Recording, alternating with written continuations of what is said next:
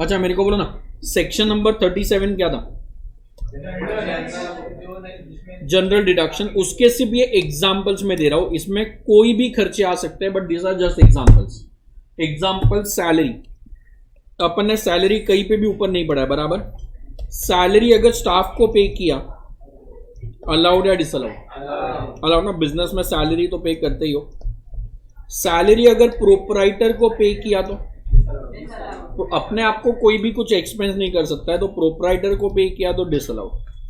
अच्छा, सैलरी अगर पार्टनर को पे किया है, और अगर ये जो पार्टनर है वो स्लीपिंग पार्टनर है। What do you mean by sleeping partner? मतलब वो काम नहीं कर रहा है ना, तो जब काम ही नहीं कर रहा है तो उसको सैलरी काहे का दिया है? तो अगर आपने सैलरी फिर भी दिया, इसका मतलब आपने जानबूझ के टैक्स बचाने के लिए सैलरी दिया है, तो ये डिसअलाउड है। बिकॉज स्लीपिंग पार्टनर का मतलब ही होता है कि वो काम नहीं कर रहा है। बट अगर आप एक्टिव पार्टनर को सैलरी दे रहे हो तो वो अलाउड होएगा, because partner is different and firm is different. अरे यार, सैलरी टू स्टाफ, इसमें क्या पढ़ोगे मुझे समझा नहीं। सैलरी टू स्टाफ अलाउड है disallowed? Salary to proprietor, sleeping partner disallowed, working partner allowed. अच्छा सर, आपने इंटरेस्ट में नहीं बोला। Interest to working partner allowed या स्लीपिंग पार्टनर अलाउड या दोनों अलाउड? कैपिटल तो दोनों पार्टनर दे सकते हैं ना। कैपिटल तो स्लीपिंग भी देता है, वर्किंग भी देता है। तो इंटरेस्ट में स्लीपिंग वर्किंग दोनों अलाउड है। सैलरी में सिर्फ एक्टिव है तो अलाउड है, स्लीपिंग है तो it will not be allowed. Active का मतलब वर्किंग पार्टनर। कोई सुन रहा है क्या? आंसर बोलोगे प्लीज। लीव सैलरी, सुनना बराबर से प्लीज। मस्त है, इंपॉर्टेंट है, इजी और इंपॉर्टेंट। आंसर बोल रहे हो क्या? मेरे को है ना कंपनी ने बोला है कि आप है ना 1 साल में 30 दिन का छुट्टी ले सकते हो। अगर 30 दिन का छुट्टी लोगे तो हम पैसा नहीं काटेंगे। मैंने बोला सर अगर 30 दिन का छुट्टी नहीं लिया तो, सपोज मेरे को ये साल में 15 दिन का जरूरत था, 15 दिन का नहीं था, तो मैंने 15 दिन का छुट्टी नहीं लिया। कोई सुन रहा है? बोलता है कोई बात नहीं, अगर 15 दिन का छुट्टी नहीं लिया तो हम लोग जो 15 दिन तूने एक्स्ट्रा काम किया ना, उसका एक्स्ट्रा पैसा देंगे। तो वो जो एक्स्ट्रा पैसा मिला उसको बोलते हैं लीव सैलरी। क्या बोलते हैं? एम्प्लॉयर ने एम्प्लॉय को कितना दिन छुट्टी अलाउ किया है? 30 का 30 छुट्टी ले लिया तो कोई एक्स्ट्रा पैसा दिया ही नहीं ना, तो कंपनी का एक्स्ट्रा खर्चा नहीं हुआ। बट अगर 30 में से 10 दिन का छुट्टी लिया, 20 दिन का नहीं लिया, तो 20 दिन का जो एक्स्ट्रा पैसा कंपनी देगी वो क्या होता है? लीव सैलरी होता है। तो वो अलाउड होना चाहिए, डिसअलाउड सोच के बोलो। अलाउड ना, बिजनेस का खर्चा है, रेवेन्यू एक्सपेंस है, तो अलाउड डिसअलाउड अलाउड। प्लीज बोलना कितने अपने एग्जाम्पल। क्लास में Ganesh is an employ, Ganesh को बोला है 30 दिन छुट्टी अलाउड है, हम लोग पैसा नहीं काटेंगे। उसने 10 दिन छुट्टी लिया, 20 दिन नहीं लिया, तो 20 दिन का क्या होएगा? एक्स्ट्रा पैसा मिलेगा। बट गणेश को ऑप्शन दिया है कि गणेश तू ये लीव को आगे कैरी फॉरवर्ड कर सकता है। मतलब तू ये 20 दिन को आज पैसा चाहिए तो आज ले ले, नहीं तो अगले साल कैरी फॉरवर्ड करना। अगले साल वापस से 30 दिन का छुट्टी अलाउड था, उसने वापस से 10 दिन का लिया, 20 दिन का नहीं लिया, तो पहले साल में कितना छुट्टी बाकी है? सेकेंड ईयर का 20, तो 40 हो गया। ऐसे करते करते वो अक्यूमुलेट करेगा। फिर जब रिटायरमेंट लेगा ना, उस दिन पे जितना भी छुट्टी बाकी था, से रिटायरमेंट के टाइम पे उसके पास 75 डेज छुट्टी था, तो पूरे 75 डेज का पैसा वो एक साथ ले सकता है। 2 ऑप्शन होता है, या तो ईयर के एंड में पैसा ले लो, या तो रिटायरमेंट के टाइम पे लेना। या तो नहीं, या तो ईयर के एंड में, या तो रिटायरमेंट के टाइम पे। अब गवर्नमेंट बोलता है कि यार तुम पैसा कभी दोगे, हमको सपना थोड़ी ना आएगा, तो ये अलाउड है, but only if paid on or before the due date of filing the returns. Repeat नहीं करो, only if it is paid on or before the. यहाँ पे इसके लिए बेटा ये ड्यू डेट वाला कॉन्सेप्ट डाला है, बिकॉज लीव सैलरी जरूरी नहीं है कि हर बार ईयर के एंड में एनकैश होएगा, कभी कभी वो रिटायरमेंट के टाइम पे भी होता है। नॉर्मल सैलरी अलाउड है, सुन रहे हो कि नहीं पता नहीं यार। प्रोपराइटर डिसअलाउड है, sleeping partner working partner allowed. Paid है तो भी चलेगा, आउटस्टैंडिंग है तो भी चलेगा, बट लीव सैलरी पेड होएगा तो ही अलाउड है, बिकॉज यहाँ पे अमाउंट सर्टन नहीं होता है। क्या सर्टन नहीं होता है? अमाउंट सर्टन नहीं होता है। इतना पॉइंट समझाएगा। आंसर बोलोगे प्लीज। एडवर्टीजमेंट एक्सपेंसेस अलाउड होना चाहिए या नहीं होना चाहिए? अलाउड ना, बिजनेस का खर्चा है तो it is allowed. Advertisement allowed, बराबर है। आपने एडवर्टीजमेंट किया है पैम्पलेट्स में, तो सुन रहा है क्या? ब्रोशर्स में, सोविनियर्स में। सोविनियर की स्पेलिंग आती है? राइट है। SOU आएगा ना, SOUV आएगा, देख लेना बाद में जो भी है। Souvenirs issued by political party. क्या है? Issued by political party. Repeat करोगे क्या? किधर किधर एडवर्टीजमेंट हो रहा है? Pamphlets, brochures, souvenirs. सोविनियर्स मतलब मालूम है पॉलिटिकल, अभी तो नहीं होता है, हमारे जमाने में होता था। वो पॉलिटिकल पार्टी का जो होता है ना, जैसे कोई लोकल पार्टी का झाड़ू सिंबल है, तो वो एक्चुअली हमारे एरिया में झाड़ू बांटता था। किसी का पतंग है तो पतंग बांटता था, तो वो सोविनियर्स हो गया। वो क्या हो गया? सोविनियर्स। कीचेन हो गया, झाड़ू हो गया, पतंग हो गया। तो अगर आपने उसमें एडवर्टीजमेंट किया है ना, सो गवर्नमेंट बोलता है उसको हम लोग डोनेशन मानता है। क्या मानता है? डोनेशन। और उसका आपके बिजनेस से कोई लेना देना नहीं है। कोई सुन रहा है क्या? आपका बिजनेस प्रमोट नहीं हो रहा है, तो इज इट अलाउड और डिसअलाउड? डिसअलाउड। बेटा सामना न्यूज़पेपर है, पता है? सामना न्यूज़पेपर शिवसेना का है, उसमें एडवर्टीजमेंट दिया, वो अलाउड है, वो न्यूज़पेपर है। यहाँ पे क्या क्या लिखा है? Pamphlets, brochures, souvenirs issued by political party. Normal pamphlet बांटा कॉलेज के सामने अलाउड है। पॉलिटिकल पार्टी के, अजय यार, बीजेपी ने मैनिफेस्टो निकाला कि हम लोग का आने वाले इलेक्शन में ये सब हमारा वो है, उसमें मैंने एडवर्टीजमेंट कर दिया तो वो डिसअलाउड है, बिकॉज वो पॉलिटिकल पार्टी का पैम्पलेट्स है। क्या इसका पैम्पलेट्स है? Political party. So normal pamphlets, brochures allowed है, पॉलिटिकल में एडवर्टीजमेंट किया है तो दैट विल बी क्या बोला? डिसअलाउड। आई थिंक समझ रहा है दो लोगों को। एडवर्टीजमेंट किधर किया?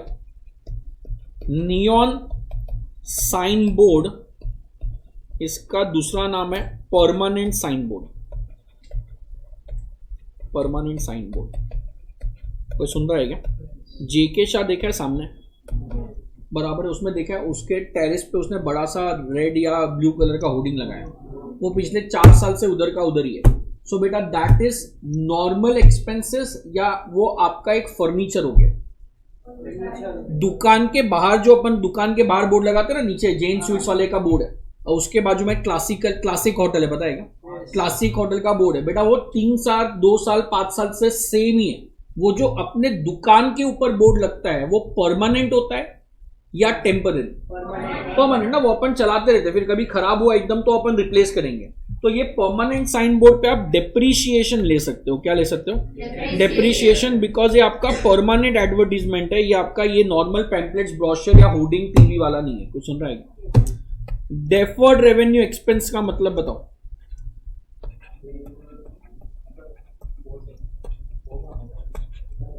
ये पहले मीनिंग बताओ, what is deferred revenue expense? IPL के मैच के टाइम पे 10 सेकेंड के एड का 4 करोड़ रुपया होता है। कितने सेकेंड के? 10 सेकेंड, जो भी है, सपोज 1 मिनट का 4 करोड़ है, अज्यूम करो ना। तो मैंने अपने कंपनी का 1 मिनट का एड चलाया, 4 करोड़ रुपया दिया। अब बेटा वो एड ऐसा हो सकता है कि जिंदगी भर लोगों को याद हो भी सकता है, जैसे वो है सौंदर्य साबुन निर्मा, वो याद है ना, वो जिंगल सबको याद है। कोई सुन रहा है क्या?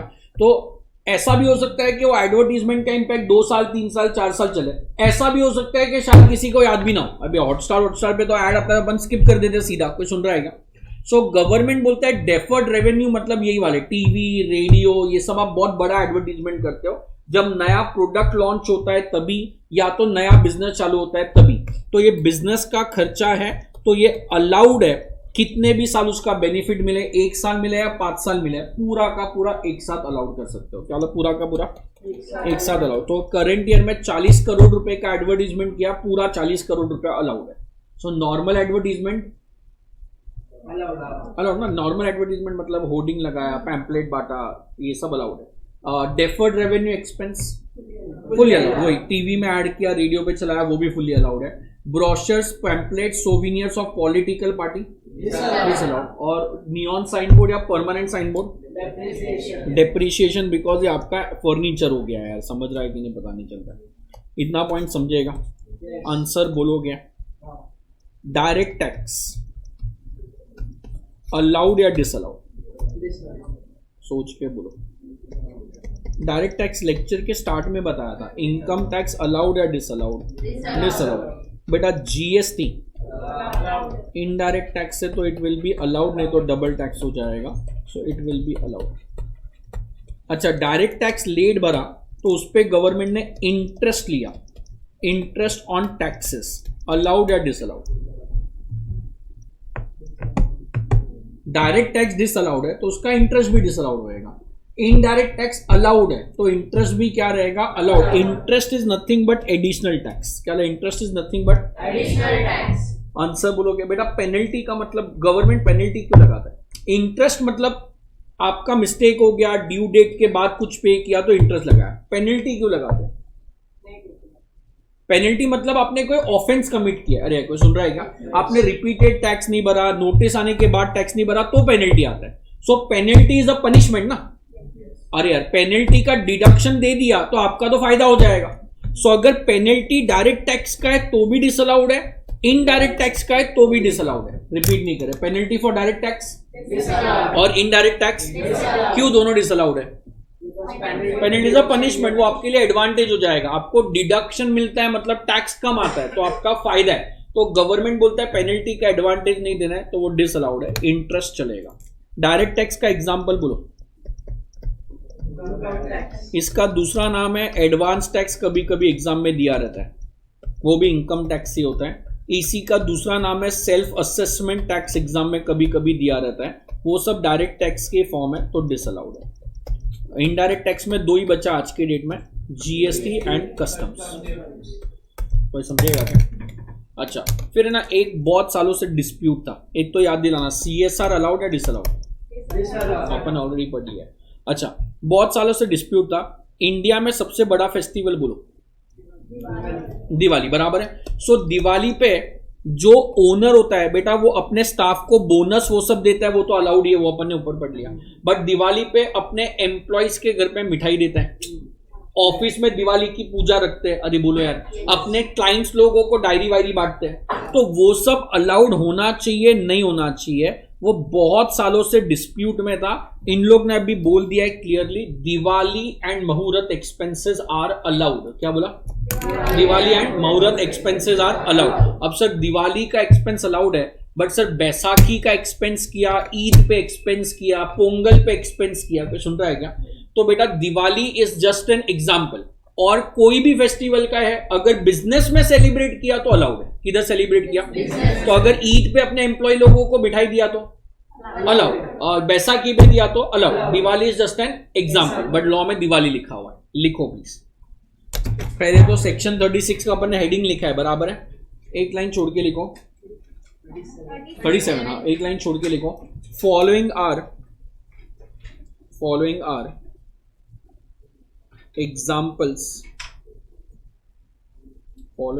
examples for section कौन सा?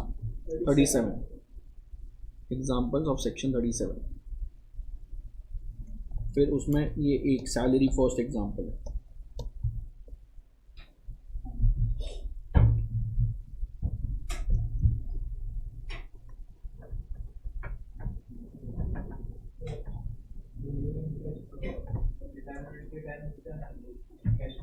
हाँ नहीं, इंटरेस्ट कुछ नहीं मिलता है, लमसम पैसा मिलता है। तो वो सिर्फ गवर्नमेंट में होता है, प्राइवेट वाले कोई इतना एनकैशमेंट के लिए अलाउ नहीं करते, उन लोग हर साल दे ही देते हैं।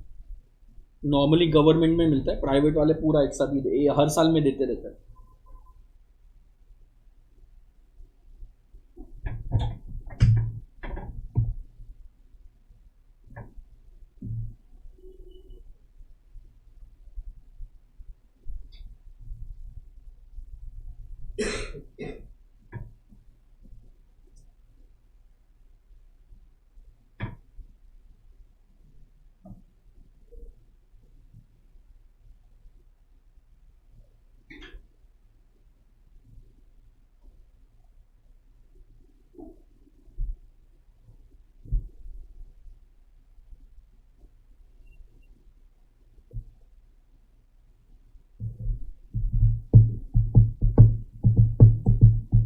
on or before the due date of filing the returns.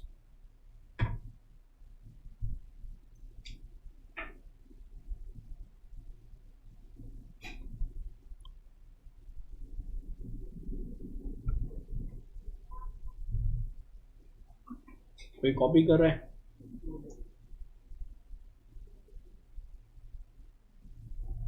On or before the due date of filing the returns, last में लिखा है.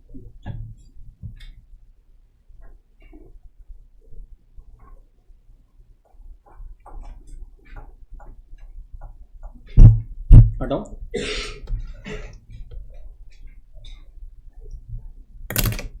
सोविनियर्स का स्पेलिंग चेक कर लेना. SOUV तो राइट अपना, फिर क्या आया?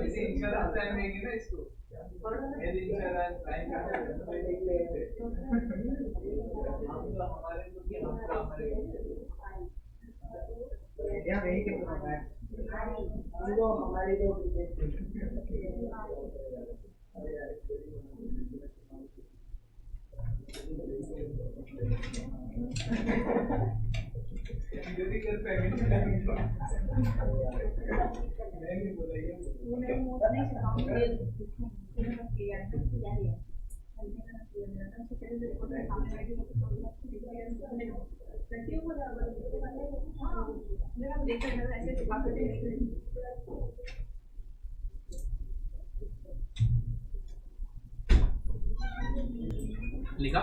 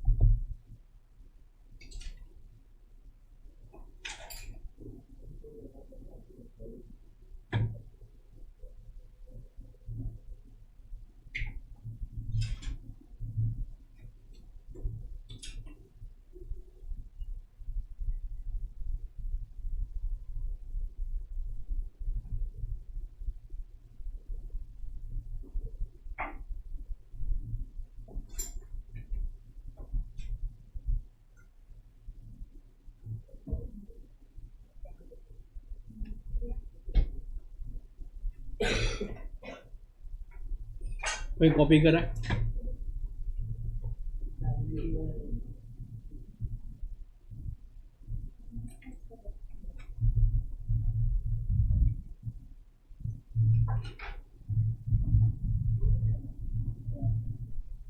नेक्स्ट लाइन पे लिखो, रेड पेन से, पेनल्टी नॉर्मल पेन से, for direct as well as indirect tax, penalty for direct as well as indirect tax will be disallowed.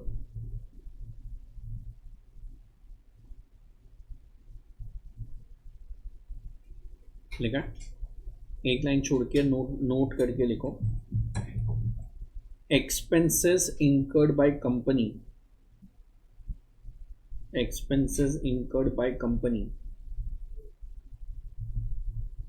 Red pen से, ऑन CSR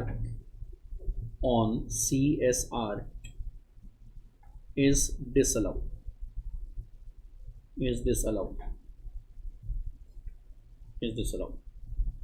लिखा है? उसका रीजन अपन ने वहां पे पहले पढ़ लिया था, और एक नोट करके उसके बाद और एक लिखो, above given are just examples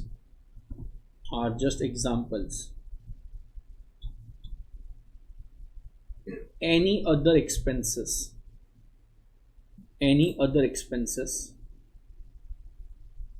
which are revenue in nature,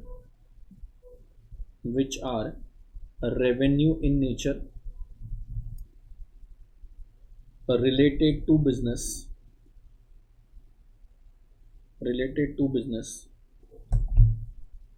will also be allowed.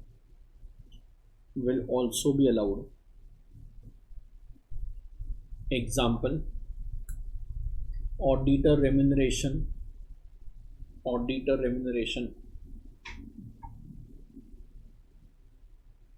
printing and stationery expense,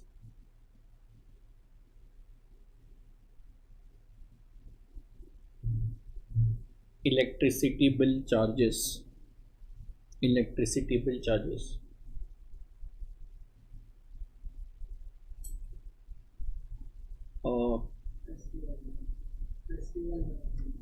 Diwali and Muhurat expenses,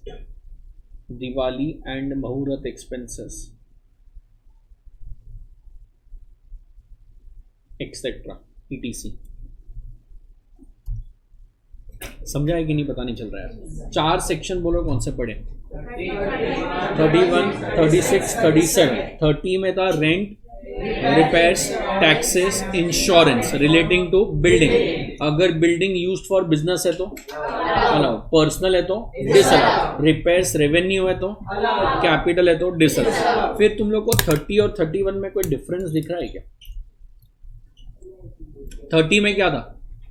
rent, repairs, taxes, insurance. But 31 में सिर्फ बोला है रिपेयर्स एंड इंश्योरेंस. तो अगर प्लांट एंड मशीनरी का rent भरा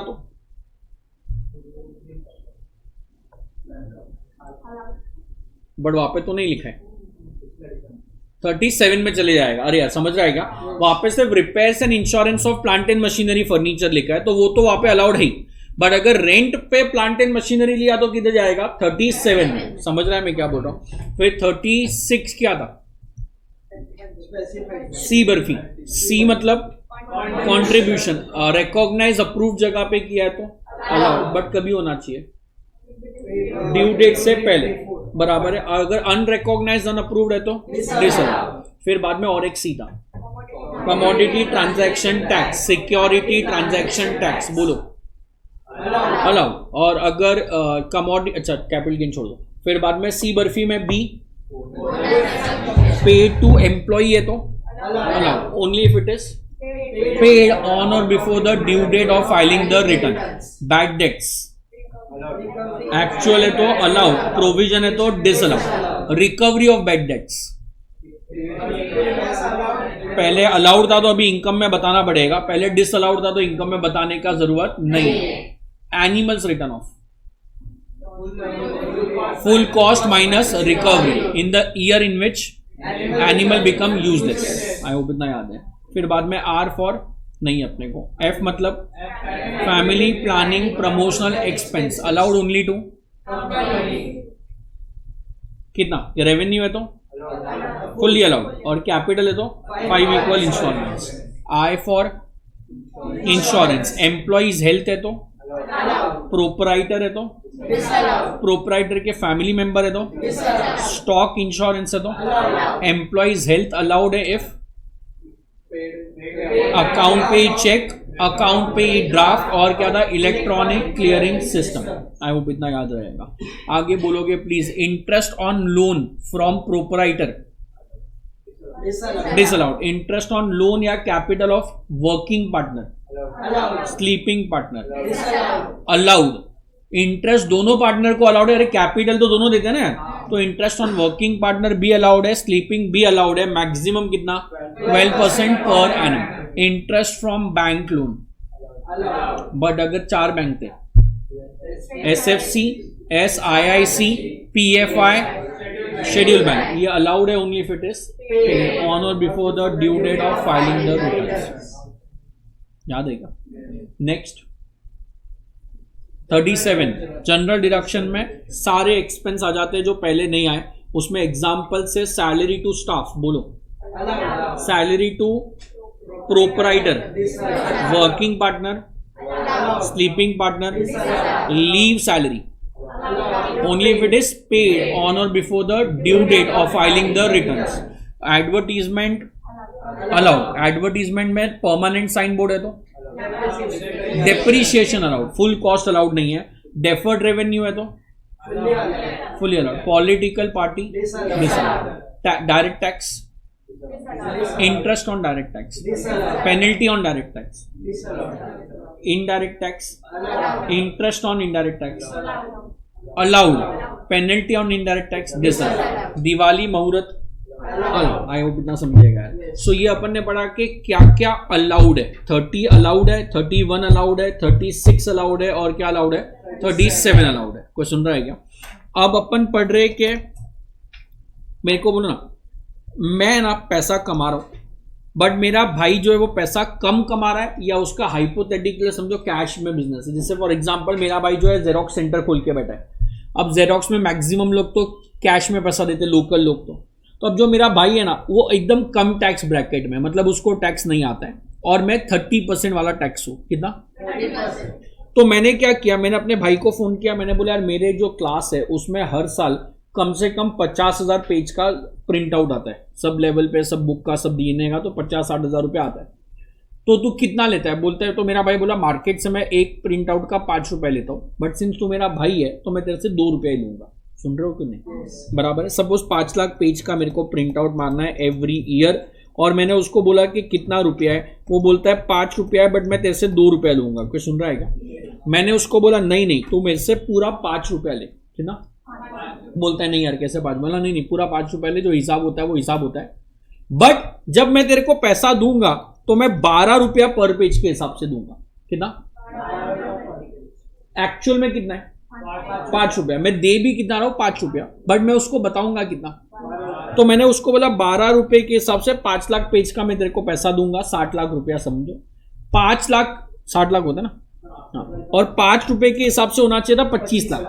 तो मैंने तेरे को एक्स्ट्रा कितना दिया? 35। तो वो 35 लाख रुपीज तेरे पास कैश होएगा ना, धंधे में आता होएगा। बोला मेरे पास 25-30 लाख कैश होता है, मतलब तो वो मुझे रिटर्न दे देना कैश में। मजा आ जाएगा अगर कोई एक्टिव है तो। मेरे भाई का बिजनेस बोलो, बराबर है, प्रिंटिंग वाला है। सपोज उसको टैक्स कम आता है, उसके एक्सपेंस बहुत ज्यादा है, या पहले के लॉसेस बहुत है, कोई भी रीजन से, और मेरे को टैक्स ज्यादा आता है। तो मैंने उसको बोला एक पेज का कितना है? बोलता है ₹5। मैंने बोला मेरे से ₹5 ही ले, मुझे कोई डिस्काउंट नहीं चाहिए, बट एक काम कर, तेरे पास कैश में कितना पैसा आता है? वो बोला 30-35 लाख रुपया कैश मेरे पास होता है। कोई सुन रहा है क्या? अब बेटा कैश का कोई यूज नहीं होता है। आप प्रॉपर्टी नहीं खरीद सकते बिकॉज उसको रजिस्ट्रेशन करवाना पड़ता है। गोल्ड खरीदोगे तो डेड इन्वेस्टमेंट है, मतलब डेड इन्वेस्टमेंट मतलब आपको इंटरेस्ट नहीं मिलेगा, रेंट नहीं मिलेगा, वो जिस साल में बढ़ेगा तब बढ़ेगा। कोई सुन रहा ही नहीं है यार, समझ रहा है मैं क्या बोल रहा हूँ? तो मैंने बोला तू कैश हर साल तेरे को 30-35 लाख आता है। बोलता हाँ यार, इसको व्हाइट में कन्वर्ट करने के लिए मेरे को एक आदमी को कमीशन देना पड़ता है। मतलब मैं तेरे को फ्री में व्हाइट में कन्वर्ट करके देता हूँ। कैसे फ्री में? मजा नहीं आया। मेरे भाई के पास कितना कैश है? हर साल आता है। अब वो हर साल वो ब्लैक को किस में कन्वर्ट करता है? बिकॉज ब्लैक को आप ब्लैक में रखोगे तो कोई फायदा ही नहीं है, कैश का कोई इनकम नहीं होता है। आप म्यूचुअल फंड में डालोगे तो डबल हो जाएगा। कोई सुन रहेगा 5 साल में? तो इसलिए मैंने उसको बोला कि यार एक काम करता हूं, मैं एक पेज का तेरे को ₹12 के हिसाब से 60 लाख देता हूं। अपना हिसाब तो सिर्फ 25 लाख का ही था ना, तो तेरे पास बिजनेस में कितना एक्स्ट्रा आया? तो तेरे को ये व्हाइट में पैसा मिल गया, और जो तेरे पास 35 लाख ब्लैक है वो मुझे तो दे देना, और मेरे को जो करना है मेरी मर्जी। कोई सुन रहा है क्या? तो मैंने एक पेज का ₹5 के बदले भाई को कितना दिया? ₹12। गवर्नमेंट बोलता है तू तेरे भाई को पैसा दे रहा है, उससे हम लोग को कोई प्रॉब्लम नहीं है। सोचो ना, मेरा बिजनेस है और बिजनेस मेरा बहुत लार्ज स्केल पे चल रहा है। अब मेरा भाई अकाउंटेंट है, तो मैं बाहर वाले अकाउंटेंट को नौकरी दूंगा या मेरे भाई को? तो गवर्नमेंट बोलता है हम लोग को कोई प्रॉब्लम नहीं है, तू तेरे भाई को, बीवी को, बच्चों को, पापा को, मम्मी को, जिसको बिजनेस में देना है पैसा दे, बट वो पैसा फेयर मार्केट वैल्यू पे होना चाहिए। कितने पे होना चाहिए? तो अगर तूने मार्केट में एक पेज का ₹5 चल रहा है, और अगर तूने अपने भाई को ₹12 दिया, तो तूने कितना एक्स्ट्रा रुपया दिया? तो ₹7 पर पेज के हिसाब से जो तुमने पीएनएल डेबिट में 60 लाख रुपया लिखा था, कितना लिखा था?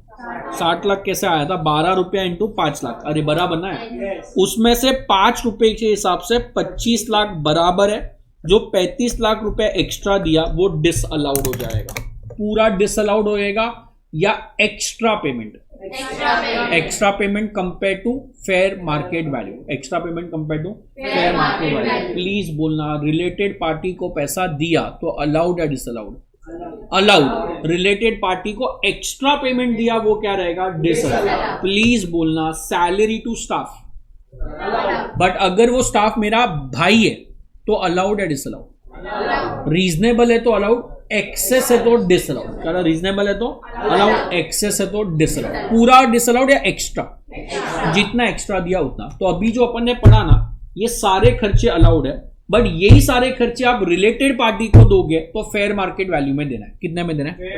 फेयर मार्केट वैल्यू में दिया तो अलाउड है, नहीं तो क्या रहेगा? डिसअलाउड। मजा नहीं आया, इतना पॉइंट समझेगा।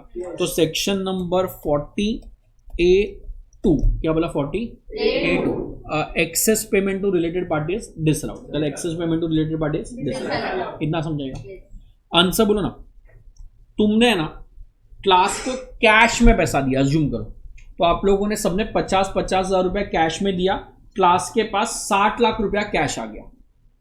अब ये क्लास प्रोफेसर को बोलता है सर पेमेंट कैसे चाहिए? मतलब सर कैश में देना।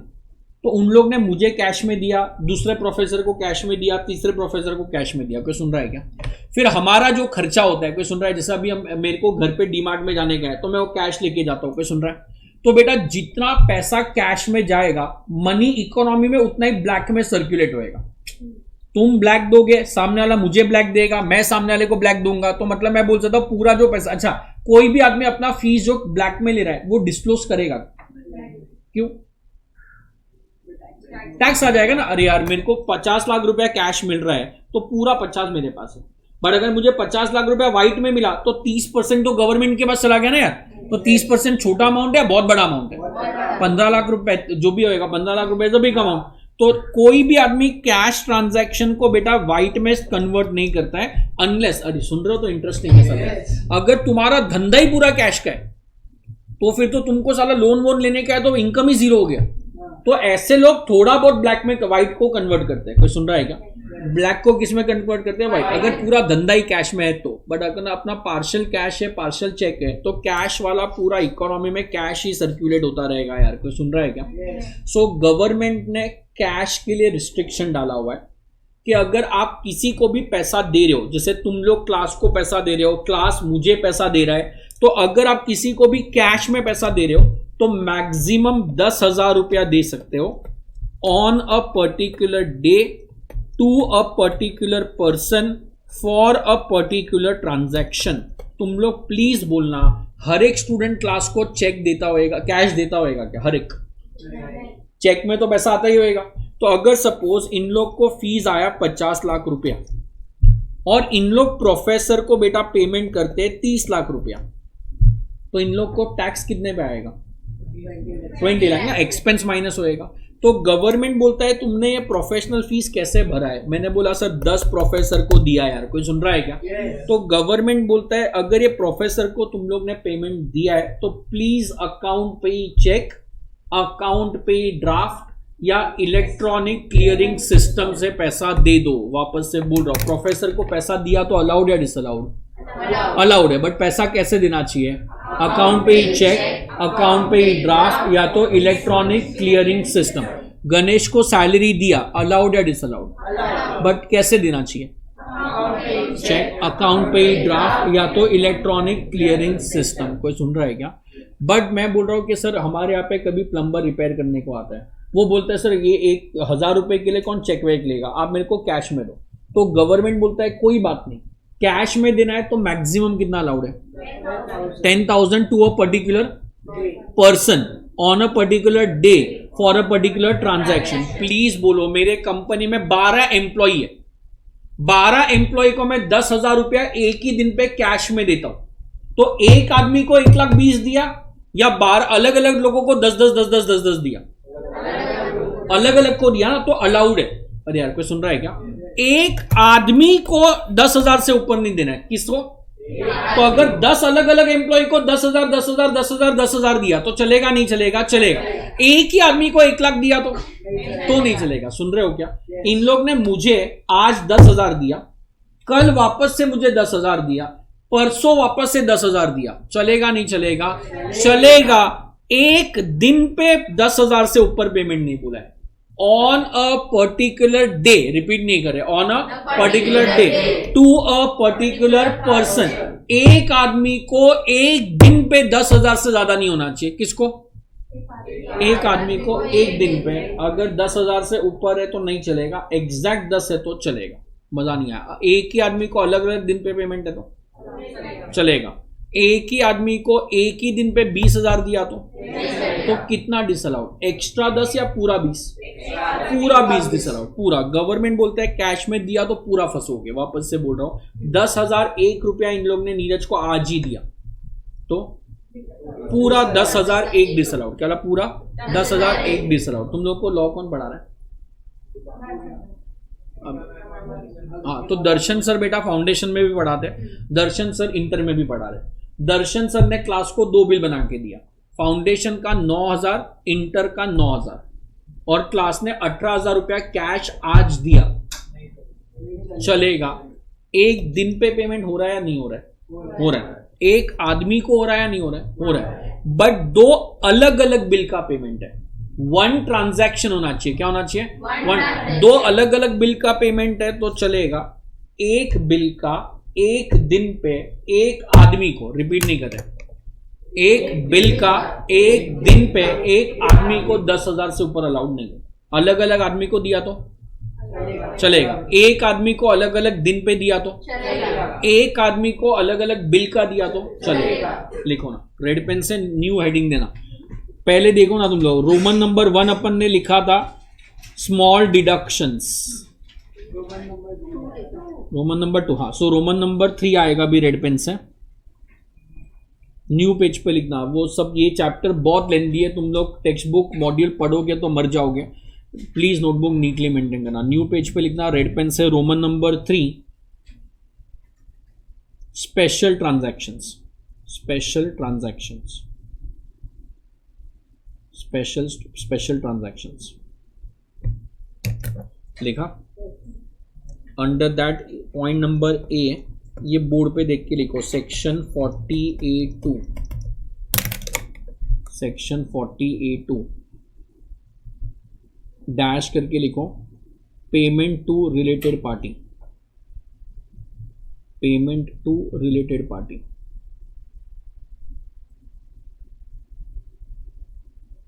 लिखा है। नेक्स्ट लाइन पे पॉइंट नंबर 1,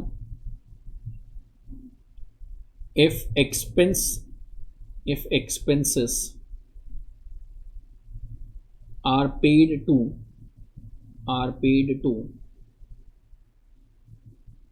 रेड पेन से relatives, related party,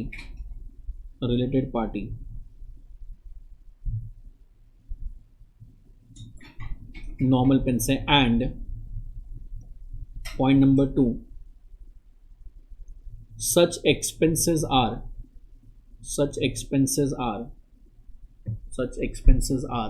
red pen से more than its fair market value, more than its fair market value, normal pen से then नेक्स्ट लाइन पे रेड पेन से such excess payment will be disallowed, such excess payment will be disallowed, will be disallowed.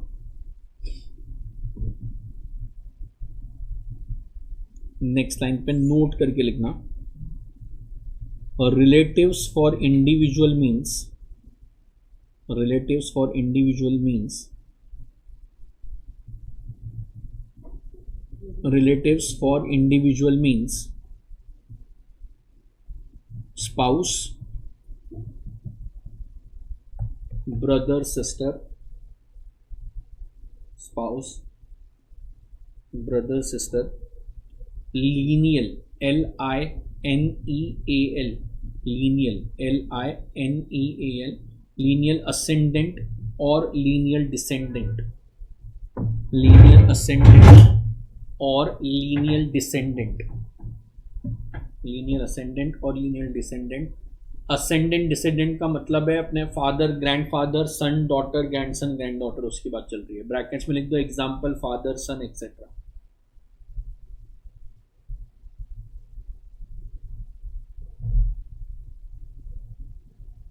लिखा है।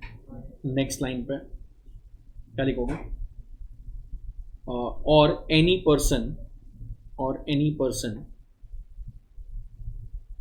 और red pen से having substantial interest in the business, having substantial interest in the business, substantial interest in the business. Example that is red pen से 20% और मोर, that is 20% or more voting power, 20% or more voting power और profit sharing, voting power और profit sharing। समझा है कि नहीं कुछ? Next एक लाइन छोड़ के पॉइंट नंबर बी, ये पॉइंट नंबर ए था पूरा रोमन नंबर 3 में, एक लाइन छोड़ के point number B, section 40A3, section 40A3 dash करके लिखो, कैश पेमेंट, कैश पेमेंट। उसमें लिखो expenses will be, expenses will be, red pen से fully disallowed, expenses will be fully disallowed, fully disallowed if it is paid by, if it is paid by any mode, a red pens है, other than account pay check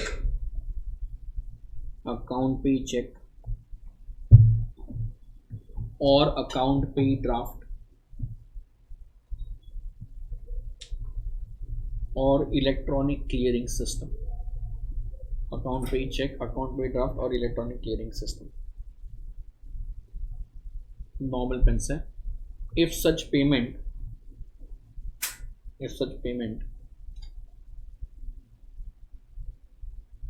exceed rupees 10,000, if such payment exceed rupees 10,000, next line पे point number A, to a particular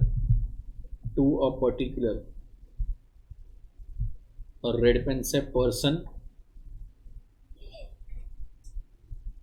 next line पे on a particular red pen से day, and point number C, for a particular red pen से transaction.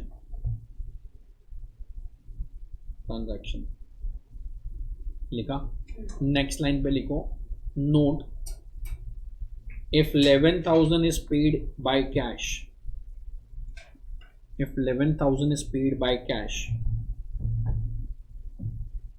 then entire 11,000 is disallowed.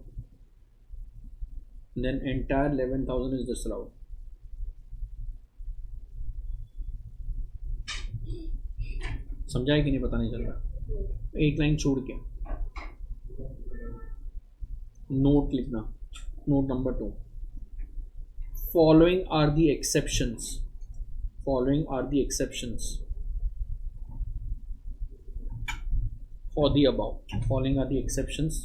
the above.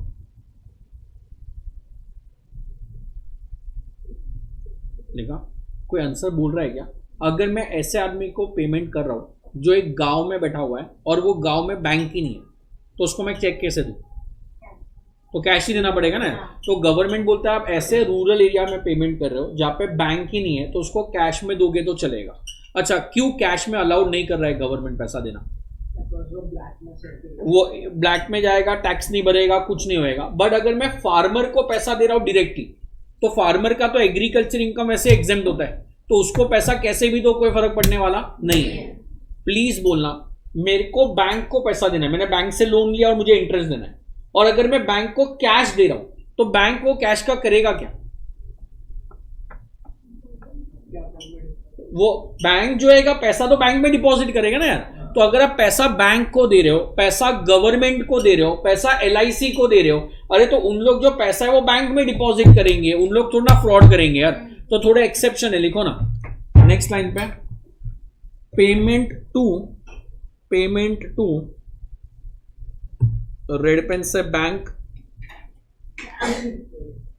Payment to bank comma LIC और government लिखा.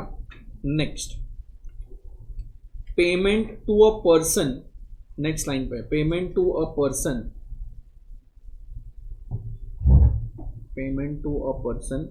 located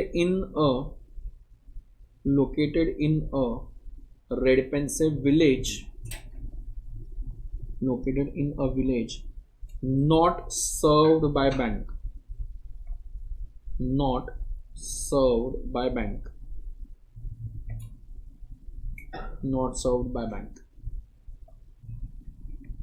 next क्या? Payment to red pen से farmer, payment to farmer for purchase of agriculture produce,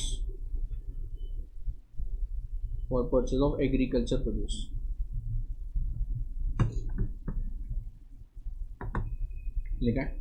That's it for the day.